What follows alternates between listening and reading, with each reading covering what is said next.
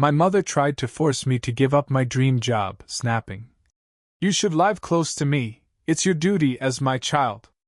When I refused, she cried to the family, saying, "They abandoned their own mother." Her smug look faded when my grandmother replied, "Funny, because I don't remember you making any sacrifices for me." I grew up in a small town in Pennsylvania, where everyone knew each other, and life moved at a slower pace. From a young age, I was captivated by the ocean, even though we lived hours away from the nearest beach. I devoured books about marine life, watched every documentary I could find, and maintained a small aquarium in my room. My parents dismissed it as a childhood phase, but for me, it was a calling. After high school, I was ecstatic to be accepted into the University of Miami's renowned marine biology program. It was a dream come true. However, my mother was less than thrilled. She insisted I attend a local college and stay close to home. I tried to explain the significance of this opportunity, but she was adamant. "You should live close to me, it's your duty as my child," she declared. Determined to follow my passion, I worked part-time jobs, applied for scholarships, and managed to fund my education. It wasn't easy, but every challenge reaffirmed my commitment to marine biology. 4 years later, I graduated with honors and received a job offer for a research position in California. It was everything I had worked for. When I shared the news with my mother, she was furious. She accused me of abandoning her and threatened to cut me off from the family. I was heartbroken but resolute. I couldn't sacrifice my dreams to appease her demands. I took the job in California. The day I left, my mother stood stiff at the front porch, arms crossed, not a single word of goodbye. My dad gave me a quiet hug, but his eyes avoided mine. I drove off with my car packed to the brim, a pit in my stomach, but I didn't look back. I kept telling myself the distance would cool things off. She just needed time. But instead of time softening her, she went on the offensive. Within 2 weeks, I started getting cold messages from relatives. My aunt texted, "Your mother is crying every day. You left her all alone." One cousin DM'd me on Facebook, saying I had broken my mother's heart. I didn't understand what was happening until my younger sister called me, voice low like she was whispering from under a blanket. "Mom's been telling everyone you abandoned her. That you chose money and strangers over your own family." That hit hard. I wasn't some corporate shark. I was doing lab work and diving off boats. But the way she spun it, you'd think I sold my soul. And she didn't stop there. She told people I had turned my back on God. Whatever that was supposed to mean. That I was being brainwashed by liberals. Because I moved to California. She started telling the neighbors I was ungrateful, that she sacrificed everything for me, and now I wouldn't even call her on weekends. That was half true. I didn't call her. After the guilt-tripping voicemails and the passive-aggressive texts, I decided to step back. I needed peace, and she was poison. Then one Sunday, my sister called again. "Grandma's coming to dinner. You might want to be on FaceTime." Now, my grandma is quiet, but she's sharp. 82 and still calls out BS when she sees it. She raised 4 kids on her own after my grandfather died, and didn't tolerate drama. I knew something was up if she was getting involved. That night, my sister set her phone on the table during dinner. I watched from my little apartment in California, nervous, eating cold noodles straight from the container. I could see the tension in the room through the screen. My mom had that smug expression she always wore when she thought she had the upper hand. "Well, since you're all here," she began, "we need to talk about how some people think it's okay to abandon their own mother." She looked straight at the camera. "Your child should live near you. That's how families stay strong. Instead, they ran away to go swimming with fish." I almost choked on my noodles. "But Grandma?" She sipped her tea, then slowly placed the cup down. Looked my mother dead in the eyes. "Funny," she said, "because I don't remember you making any sacrifices for me." The room went still. My mother's face dropped like a rock in a lake. Grandma kept going. "When you were 22, you moved to Ohio with that boy I warned you about. You didn't even call home for 2 years. When I broke my hip, you sent a card. Not even a phone call. I sat there staring at the screen, shocked. You didn't come back when your father died. Didn't visit when I had surgery. But now that your kid has a chance to do something meaningful, you call it betrayal? No one said a word. Even the dog looked uncomfortable. And another thing, Grandma added, leaning back in her chair. Your child pays their own way. Didn't ask you for money, didn't burden you. I'd call that responsible. Maybe if you hadn't spent so much time trying to control everything, you'd see it too. I didn't know whether to laugh or cry. My mother looked like someone had slapped her. She muttered something about respect, then stormed out of the room. After that dinner, things shifted. My aunt emailed me an apology. My cousin messaged again, this time saying she was sorry for jumping to conclusions. My sister said the whole family finally saw the bigger picture. But my mother? She went quiet. Too quiet. For a while. Then came the twist. A month later, I got a letter in the mail. Handwritten. No return address. Inside were 5 pages of what looked like a mix between a rant and a sermon. She said I had cursed the family by defying the natural order, whatever that meant. That my choices were breaking our bloodline. That she had spoken to a pastor and was now lighting candles for my lost soul. At first I laughed. But then I flipped to the last page.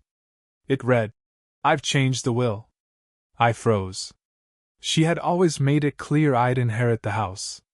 The old farmhouse my grandparents had built with their bare hands. It wasn't worth millions, but it was the only place that ever felt like home.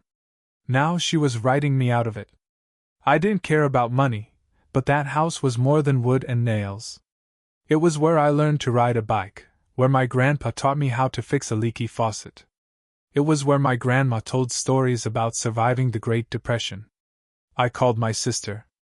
She had heard about the will too. She's leaving it to some church friend. Claims he's more of a child to her than you. I didn't cry. I just felt tired. Like the emotional version of running a marathon with a fridge on your back. But I wasn't going to roll over. I started gathering every message, every voicemail, every email. All her words, twisted as they were, stacked up like evidence in a trial.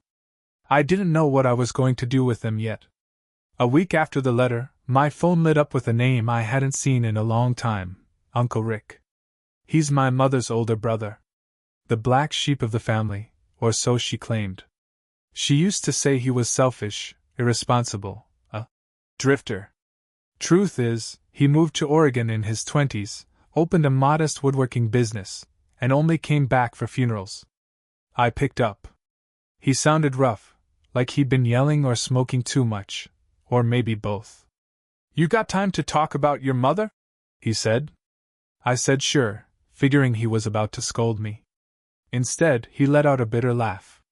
She's at it again, huh? I heard about the will. Same crap she pulled with me and Dad. That stopped me cold. She told you about the will? Not her. Grandma.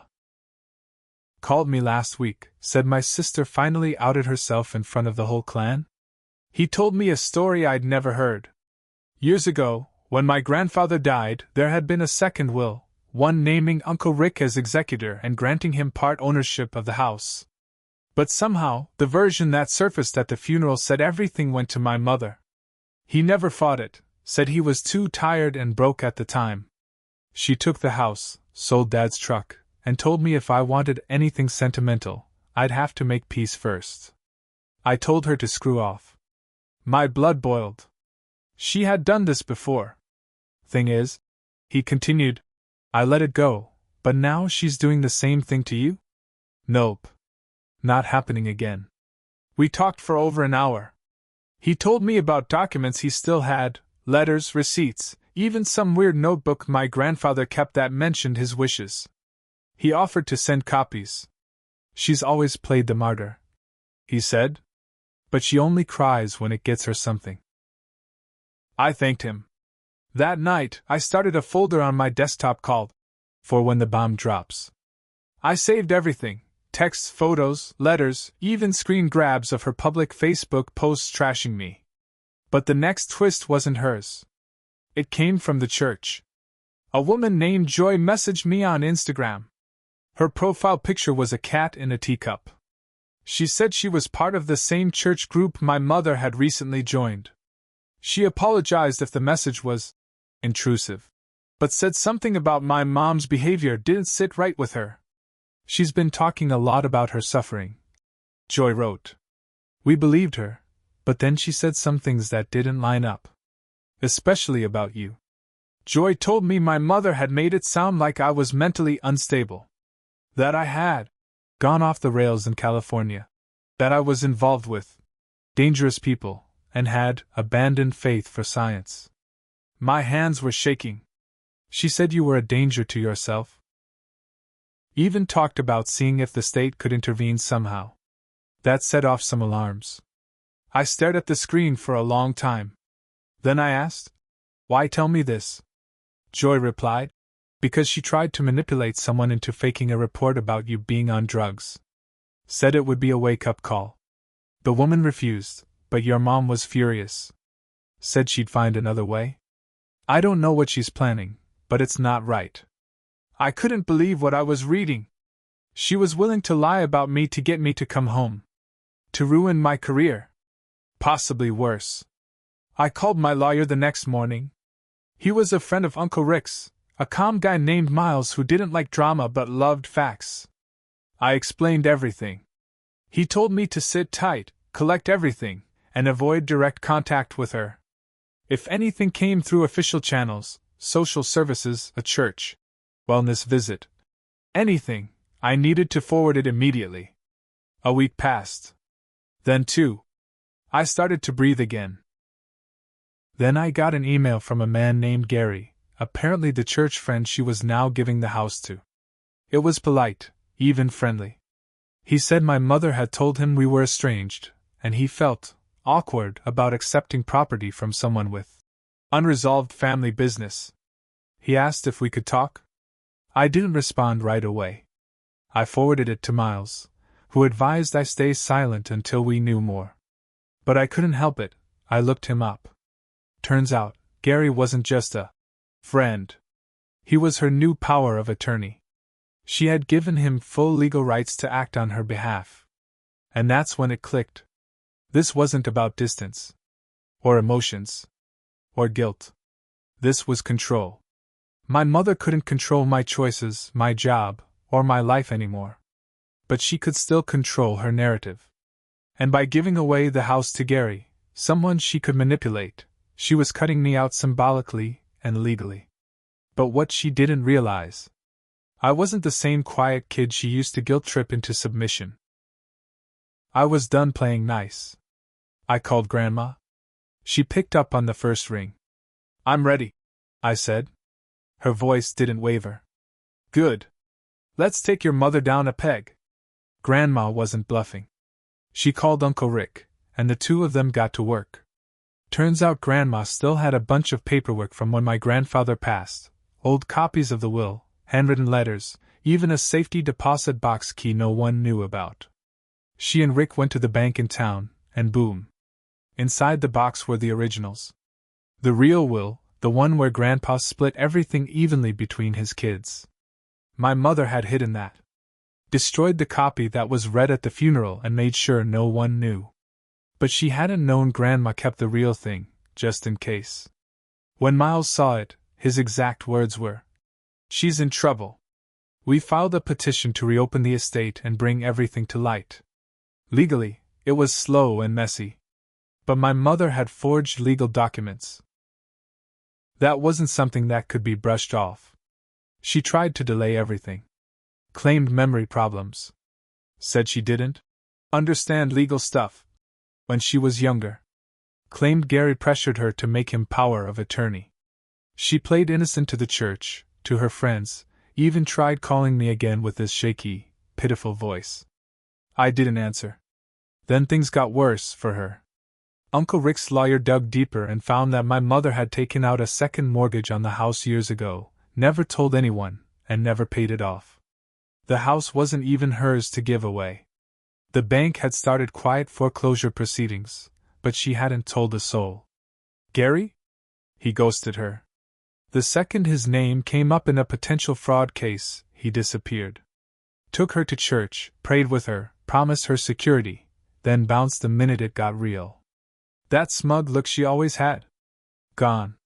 She tried to call me again after the bank notified her. Left me a message, crying this time. You're ruining my life. I gave you everything. I was your mother. I didn't reply. Instead, I sent her a short letter. I am not responsible for your lies. I am not your second chance. I am your consequence. She didn't write back. The court ruled in our favor. Uncle Rick got half the estate. The rest was frozen until the mortgage was sorted, and the bank made it clear they were going after her assets. She had to sell her car, cash out what was left of her savings, and move into a tiny rental 2 towns over. Alone. I kept working in California. I got promoted. Eventually published a paper that made its way into some national news, and guess what? She saw it. Tried to spin it like she always supported me. But no one believed her anymore. The family knew. Grandma made sure of that. Every Sunday dinner, she reminded everyone how lies will rot you from the inside if you let them grow too long. I wasn't perfect either. I ignored red flags. I let guilt run my life for too long. I thought love meant obedience. That was my mistake. But I made peace with that. The revenge wasn't about money. It wasn't about land or papers or legal wins. The real revenge was watching her sit in a tiny apartment, no control, no audience, no one left to manipulate. Just the silence she used to weaponize against everyone else. And I was free.